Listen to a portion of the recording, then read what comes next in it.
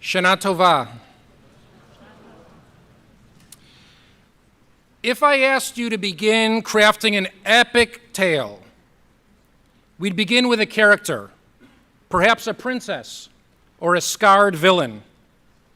We'd begin brainstorming a genre, such as action or science fiction. We'd consider the ultimate driving goal of the narrative, to slay the dragon, to secure the ring, or perhaps to bring balance to the force. This is the language of storytelling, epic plots that overcome cosmic challenges that feature unique characters. If I asked any of us to think of the actor that might play us in the movie, we'd probably think of George Clooney when we more likely resemble George Costanza. We'd probably think of Margot Robbie when we more likely resemble Marge Simpson. This year, I have traveled through so many narratives. I've sat here and studied Torah with you on Shabbat mornings and Talmud during our lunch and learns. I've sat in the library of Bar Ilan University and studied the books of Maccabees and the Apocrypha. I've spent much of the last year listening, sitting with so many of you and hearing your stories. I've heard of family adventures that brought you to the city and to Valley Beth Shalom. Many have shared with me the impact of the first encounter that they shared with Rabbi Schulweis or with Rabbi Feinstein. I've welcomed so many new members into our community. I've cried with you tears of joy when new stories are born. I've stood with you filled with emotion under the chuppah when two stories become one. I've grieved with you when we fear that a singular story might have reached its physical conclusion. I've heard stories of achievement and failure, hope and disappointment, parents and children, generosity and wrongdoing, grudges and forgiveness. This summer, I walked through Greece and observed a people whose story is the celebration of achievements long, long ago. I visited the United Arab Emirates and interacted with a people who see their achievements as part of their future. I just returned from walking through Israel with so many of you here in this room and learned about our people's extraordinary story, our dynamic present, and felt our collective angst as we decide how to continue to write our next chapter. On Yom Kippur, I will talk about Israel and the current struggle inside of our Jewish nation state. But for now, I'd like to consider the struggle ensuing inside of us here as a people. This feels very much like a turning point in a story, and it affects us all.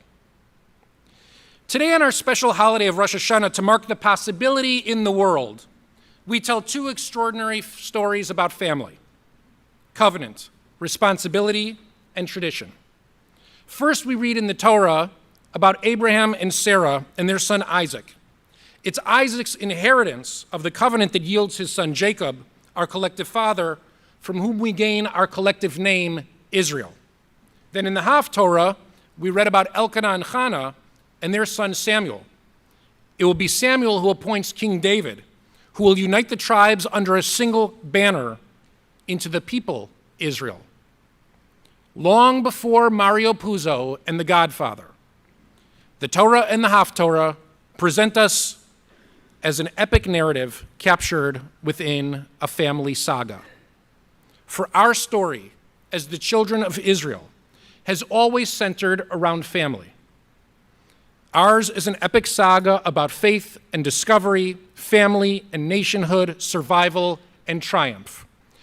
Judaism is the greatest story ever told. I'm going to repeat that for you. Judaism is the greatest story ever told.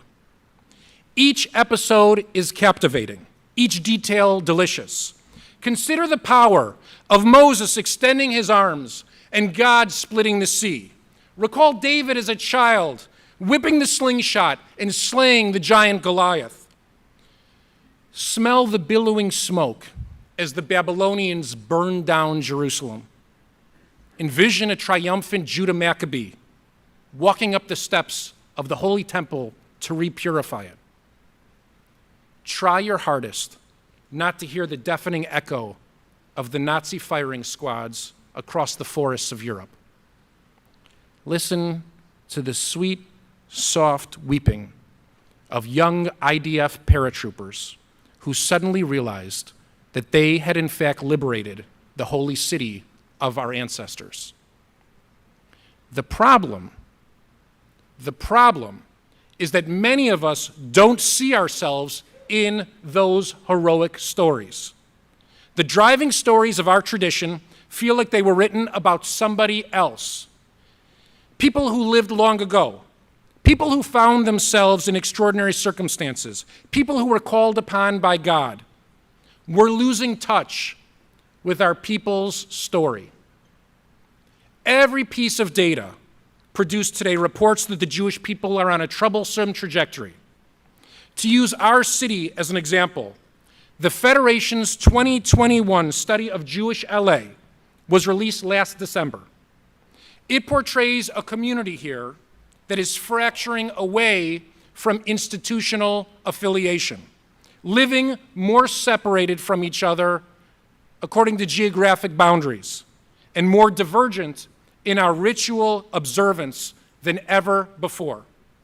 Just like other religious groups in America, Jews are beginning to distance themselves from religion. Think tanks and consultants are being gathered in droves around the country to help address the many issues of our fracturing community, of our fracturing sense of peoplehood. There is more data being gathered. There are initiatives and programs being launched. There are marketing tools being created. But the problem with all of this creative energy is that Jews are not consumers of Judaism. The Jewish tradition is not a product that can be repackaged like classic Coca-Cola to Diet Coke to Coke Zero. As appealing as Coke Zero is, and there's nobody in this room who loves Coke Zero more than me, Judaism is not a product, and we are not consumers. Even companies who build communities, such as Starbucks and Peloton, have to constantly consider and reconsider new flavors and new classes lest their consumers try Coffee Bean or Nordic Track. As an aside, I have always aspired to be the first rabbi sponsored by Starbucks, and I have done my best to make that possible, but it has not happened. And so we are opening our own coffee cart here at VBS this year in front of the synagogue, so please be on the lookout. For those of us who think of this shoal like Starbucks or Peloton, severely misunderstand the nature of this institution and our tradition. This place does not provide a service for a fee. This membership is not transactional. This community is covenantal, meaning to say we are partners in creating robust Jewish life here in the San Fernando Valley. Members should have expectations of VBS, and VBS should have expectations of us all. And most importantly, we work together to support Jewish life together.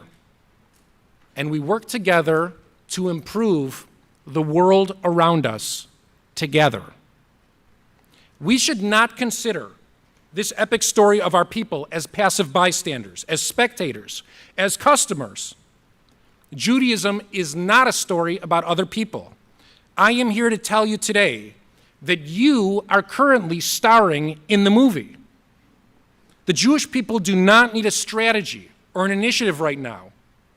What we need is to be inspired. What we need is a hero. And you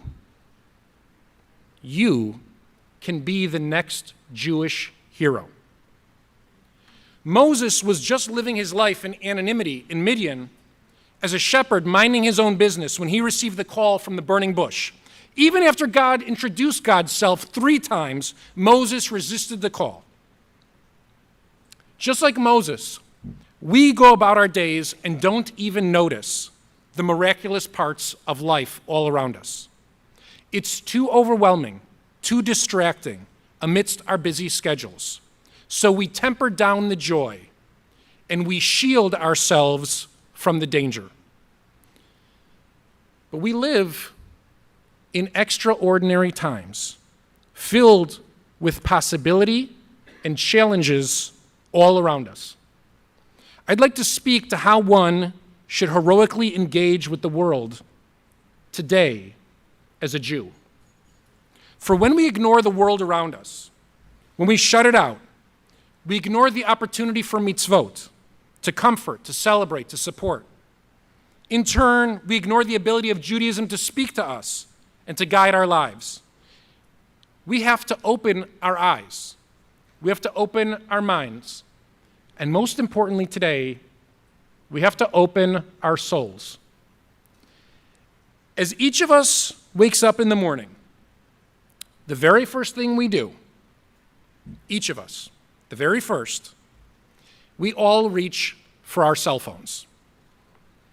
We skip over the miracle of the sunrise, the opportunity for another day, the joy of another breath, the possibility of another canvas for us to design. You would not believe the power of pausing for the briefest of moments after we open our eyes to begin our day with a mindset of gratitude. The tradition teaches us to recite the following words: Modeh ani lefanecha, melech chai v'kayam, shechazarta bi nishmati bechemla, rabba emunatecha. I give thanks to you, eternal ruler over all, for you have restored my soul with a sense of mercy and opportunity. Great is my belief in you. Great is my belief in this Jewish tradition. How different might your day feel if you begin with those words? How meaningful would your day feel if it ended each night, sitting at the edge of your kid's bed and singing with them the Shema? To call your grandkids before bedtime and say that I bless you with the words of our tradition, Shema Yisrael, Adonai Eloheinu, Adonai Echad. Hear, O Israel, the Lord our God, the Lord is one. To say these words means that the oneness that bonds me to God and God to me is the oneness that bonds me to you and you to me. Jews have proclaimed these words throughout time to declare that your story is my story, your suffering is my suffering, your celebration is my celebration, your family is my family. Shema Yisrael, we are all family. We are not reading a story about other people. This is our story, written about us, for us, inviting us to step up. Rabba emunatecha, great is my belief in our tradition. Today is a wake-up call. All heroes require such an alarm. For you, this is the ladder dream, like for Jacob. This is the burning bush for Moses. This is the small, delicate voice for Elijah. This is Mattathias turning to his Maccabee sons and saying, enough is enough. It's the moment that Chana Senesh decided to parachute back into Hungary to start warning our people. It's all of the small decisions that propelled Golda Meyerson in Milwaukee, Wisconsin, to fight for a Jewish homeland and eventually become Prime Minister Golda Meir. In 1938, a Jewish boy from Ohio wrote a story about a baby whose parents fear imminent death and send the baby boy away as a sign of hope that the values of their community might survive. The story sounds so Jewish, even biblical. Except this time the writer's name was Jerry Siegel. The publication was Action Comics #1, and we called this hero Superman. That boy, Clark Kent, maintained a secret Krypton name of his heritage, Kal-El, or in Hebrew, the ease of God. We mistake the superpowers of Kal-El, of Superman, to be his flight, his strength, and his X-ray vision. But according to the story, Superman set out to protect the values of his parents, to protect truth, justice, and the American way.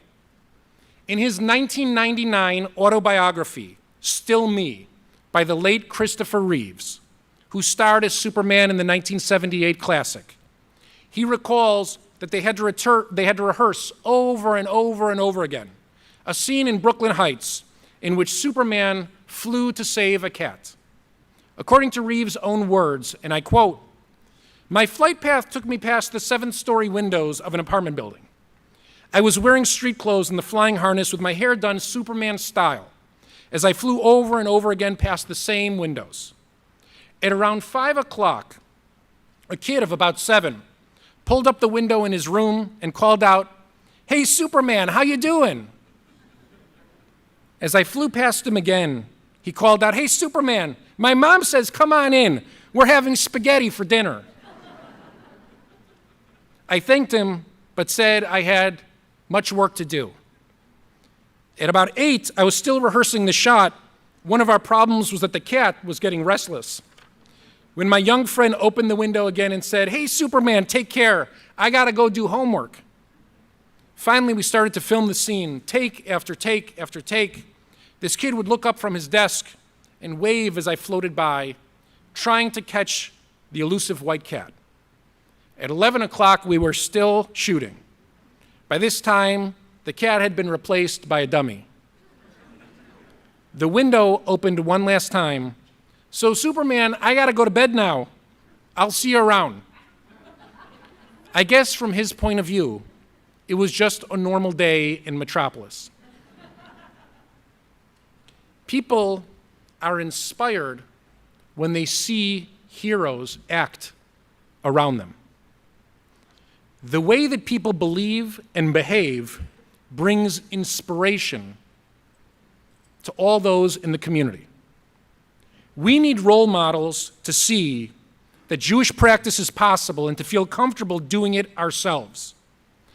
I often hear about this kind of inspiration at funerals, this kind of heroic behavior as a legacy. Children and grandchildren stand over a loved one and eulogize inspiring heroic decisions and Jewish practices and sacrifices for family.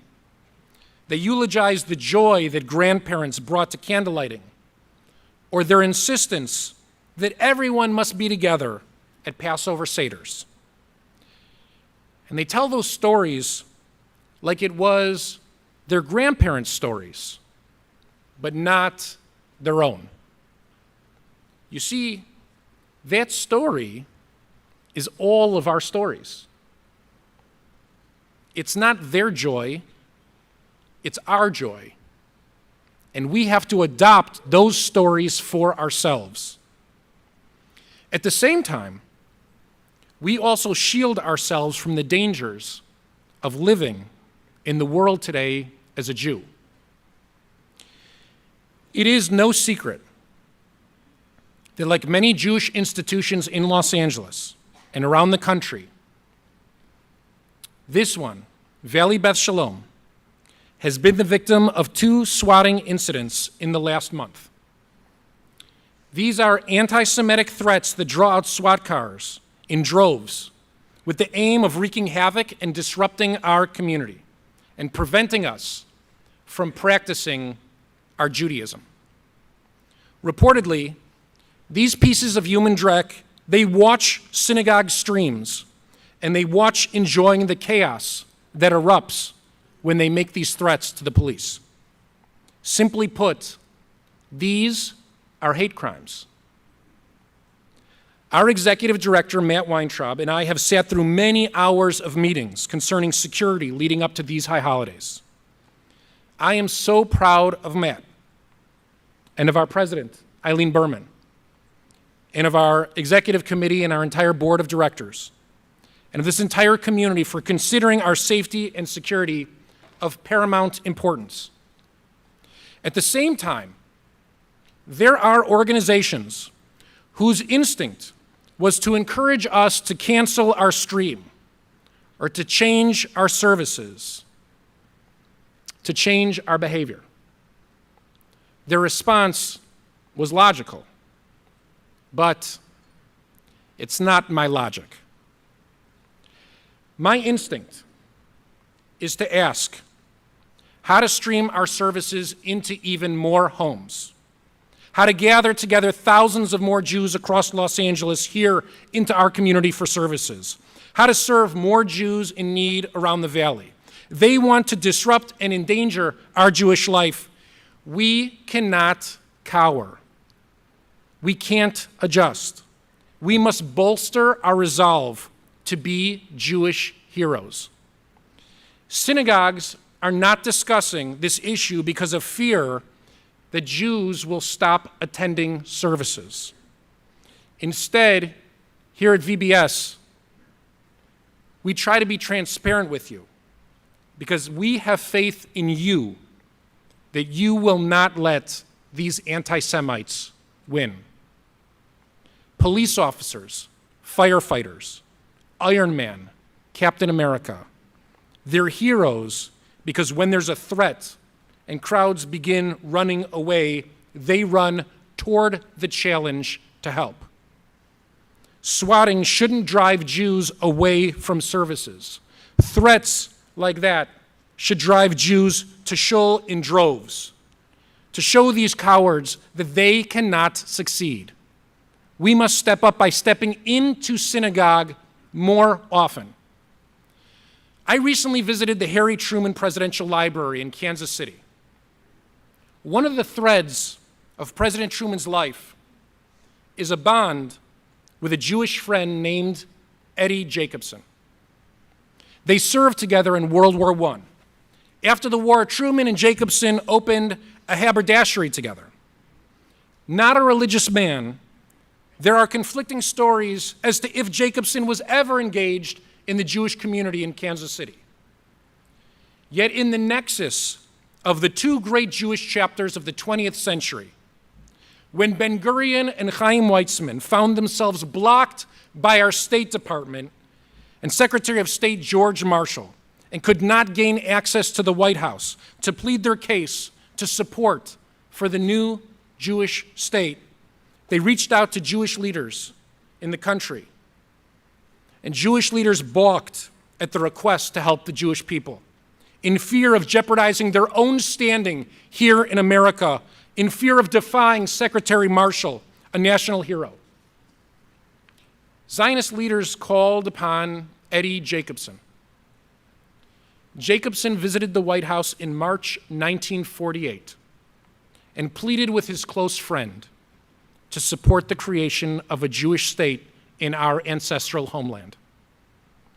On May 14th, 1948, only 11 minutes after Ben-Gurion read the Declaration of Independence for the new state of Israel, President Truman sent a telegram recognizing the infant state. Jacobson is an example of an incredibly unlikely hero in our unfolding epic. When called upon, he stepped up. He understood that we all have a role to play. We cannot cower. When people suggest that we alter our Jewish life, we must engage in Jewish life with even greater determination. When people speak falsely about Jews and about Israel, we must rush to correct them now more loudly than ever before. When our kids and our Jewish neighbors see all of this as too much hassle in their lives, we must show them the joy and the meaning that living a Jewish life can bring to you and your family. The Talmud tells us that the Romans destroyed the Holy Temple and then banned all Jewish study. Rabbi Akiva refused to obey, and he publicly taught Torah to more students than ever before. When Torah study was banned, Jews became afraid, and it was incumbent on strong rabbis to stand publicly and teach Torah. We doubled down on our Torah study. Today, we have to double down on our Jewish identity, on our Jewish practice, on our Jewish behavior, on our affiliation with our Jewish community. I'm asking you to condition yourself, to train your body and to train your soul, to frame your days, to connect yourselves to the Jewish blockbuster in which we live. Heroics reflect priorities. Heroics develop over time. We can do it. It just takes practice. To ask you for 10 seconds each morning to say Modeh Ani, and for 10 seconds each evening before bed to say the Shema, doesn't seem like a very big ask. To begin and end our day tied to our tradition can shape our lives and infuse them with greater meaning. We can commence our day with gratitude and conclude with peoplehood. We can contextualize the events of our day within the framework of our eternal epic narrative. This simple practice can breathe a greater sense of Jewish spirituality into our personal lives and into our families when we decide to do it together. Last year, I asked you for your Friday nights. Not a single person attended Very Best Shabbat dinners and complained. That, my friends, is a miracle. To rebuild our sense of connection to one another, we have to reconnect to our shared story, to our shared inspiration, to our shared destiny. Rabbah emunatecha, great is my belief in the Jewish tradition. Nobody becomes a hero overnight. It's the result of many choices that occur over a long period of time. I hear heroic stories all the time. To me, heroism sounds like a father trying to figure out how to afford to send his kids to Jewish day school and Jewish summer camp. To me, heroism sounds like a mother trying to balance womanhood, motherhood, professional responsibilities, worried about religious school carpool. To me, heroism sounds like a newly married couple struggling with fertility issues. To me, heroism sounds like grandparents struggling to bring their grandkids to focus on their B'nai Mitzvah and to bring them to Israel for the first time. You may not think of these stories told in my office on a regular basis as heroic, but I can assure you, everyone is heroic. Each story contains the challenges of the Jewish struggle to transmit the tradition of our ancestors to our children and grandchildren. As the Talmud teaches us in the name of Hillel, Hanach lahen liYisrael, im ein nevi'im hen, b'nei nevi'im hen. Leave it to the Jewish people. Although they may no longer be prophets, they are the children of prophets. We may not be prophets ourselves, but we are the descendants of prophets. We are the legacy of their efforts. Our stories might not resemble those of Abraham and Sarah or David and Bathsheba and all of our biblical heroes, but we are the descendants of those heroes. And most important, I believe that we can rise up to be the heroes that we desperately need right now. Making Shabbat on Friday nights places you squarely in the story. Joining us here for services places you squarely in the story. Learning with us and deepening your appreciation for Jewish texts places you squarely in the story. Joining us for our chesed initiatives and offering loving kindness to those in need places you in our story. Traveling with me and Rabbi Feinstein across the world to experience new aspects of our past and future places you in the story. I am not a prophet of Israel. I'm not even a Kohen or a Levite. I am the grandson of 4 survivors, heroes in one of the 2 most impactful chapters in recent Jewish history. Europe stripped them of every possession they owned, murdered almost our entire family, deprived them of their dignity. But they could not remove my grandparents' sense of belonging to the Jewish narrative.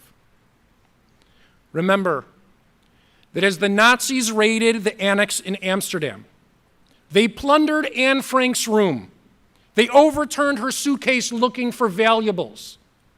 There on the floor, they examined jewelry and a golden menorah, never once realizing that the most valuable possession of hers, it was discarded, strewn across the floor as a gift to humanity. On the floor laid the pages. They walked all over Anne Frank's diary. That's what we hold valuable. The diary was Anne's declaration of heroism, her statement that she belonged as part of our story. Rabbah emunatecha. On your way out of the synagogue today, we have blessings to offer you. We have the Modeh and the Shema presented on a single card that you can place by your bedside.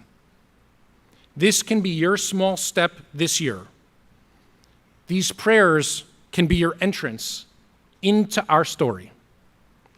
We have to declare as a community that we are not consumers or passive readers. We are active participants. We're stakeholders. We are the authors of our own chapter of a narrative that began in antiquity and that will reach far beyond our children or grandchildren.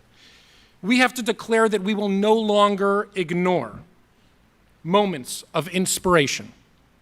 We're going to embrace everyday miracles. We're going to turn our most special moments into our most Jewish moments and our most Jewish moments into our most special moments. We have to declare that we love great stories, and by good fortune, we find ourselves in the center of the greatest one of all. And nobody will intimidate us away from our story. Nothing can force us away from writing our chapter. We have to be the heroes of our epic journey right now. And if you agree with me, if you're willing, if you feel in your kishkis like me that our story belongs to us, if we don't want the community to fracture, then I'd like for us to make the small choice to begin our heroics right now by standing up. I'd like for all of us to stand together. Please rise in unison as a community. I'd like for us to wrap our arms around our neighbors. And I'd like for us to declare together in the form of song, as we always have, a song in community that has driven us forward from generation to generation, a guiding challenge for all of us throughout the year. For whatever we do, every decision, big or small, are we acting right now in this moment like the hero that the Jewish people needs me to be right now? Please join me in singing Am Yisrael Chai, for the Jewish people lives. The Jewish people lives. Am Yisrael, Am Yisrael, Am Yisrael Chai. Am Yisrael, Am